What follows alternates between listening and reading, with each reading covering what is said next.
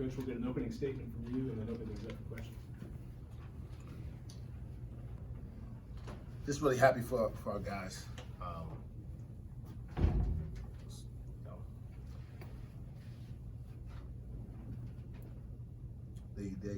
They compete at a really high level. I asked them to do two things today, which was stay connected and just watching the game and listening to the conversation on the bench and watching them leave our huddle and the five guys go out on the court and reconvene to make sure they're on the same page. And then I asked them to compete, as hard as they could for 40 minutes.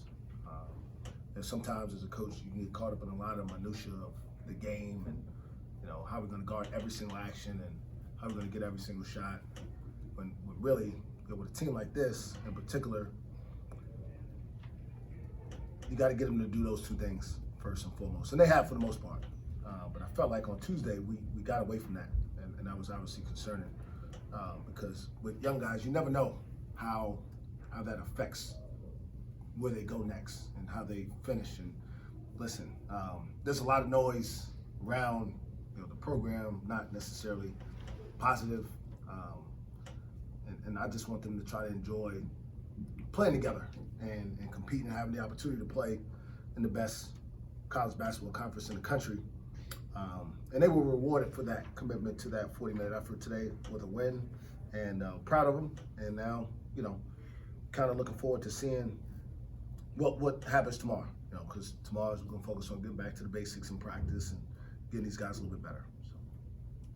Hey, Coach, your team lost by 29 and Bryce got injured on Tuesday. What would you say about your team's resilience to come back and beat a good team like this? Yeah, I don't know. I mean, these things aren't easy.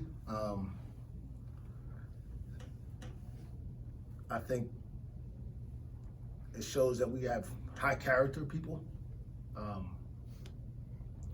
Resilience is often thrown around when adversity hits. I don't think they've ever not shown resilience, even when they've done well. So I'm proud of their response to a really big piece of our team being gone, particularly some guys who hadn't really contributed a whole lot lately. Jamire Keller specifically. Q hasn't been great. He's kind of taken a little bit of a step back in terms of his role for the last couple of weeks. Even Justin McBride, his 3 minutes in the first half don't seem like big, but we knew this would be a battle for 40 minutes. And we needed everybody who got in the game to give us something positive. And I think if I look down the sheet, even Jarris Hicklin and Connor Dow, who were 0 on shooting, did some positive things. And when they were out of the game, they were really positive in terms of their mindset. So they care about each other. They care about the right things. And because of that, good things are going to happen for them eventually. Did you feel like today was Keon's best game? Yeah, I have to go back and look. I hate to throw these things out, but I don't know if I've ever coached a kid who got 10 rebounds in a half. I don't think. I may have. I probably will remember it though. So again, Q didn't have a great practice yesterday, and not in terms of he missed shots or whatever, but we challenged him to step up and be more reliable. And it's not that he fought it, but it was more like he feels like he's doing what he's supposed to do. And he is. But when you lose a 4-year guy who's been through the league more than anybody else, you kind of got to rely on the next guys who've been there. And, just like we talk about the freshmen, like, you're going to be out there, man. So you got to give us more. So I challenged him probably more than I have so far in his career, and he responded. So it's always good when it works out that way. It doesn't always work out that way, though. So it sounds like you were intent on starting him, regardless of how practice went yesterday. What was it about? I was going into practice, and then he made me second guess myself a little bit.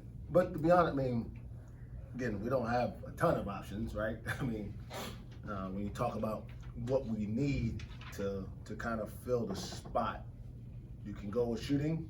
We haven't shot it great, so we probably need a little bit more teeth defensively. He's the best guy there, and so he got the chance and he responded, and obviously he set a pretty good tone for us in terms of getting to the glass, and then obviously his cutting and layup making was elite for us. You said that you wanted a lot of guys to step up today. You had 5 that scored double figures. It was a good distribution of the ball. What can you say about that and the assists that you had? Again, we have a hard time when we, especially A lot of times our struggles are kind of just pointed towards us struggling. Like we just want to not play well. Like we're playing really good teams, and I'm not making excuses. Like we need to find a way to continue to play better. But and by no means am I saying we should get blown out anywhere. But these kids are getting better, and they just have to learn how to do it consistently. So to come out of a game where we didn't share the ball very well at all, to have 17 assists on the baskets we made, to have several assisted baskets late in the game when we needed them, is a sign that they're still listening, in spite of everything else that's going on outside. I think Jamiron had played 24 minutes in Big 12 games up to this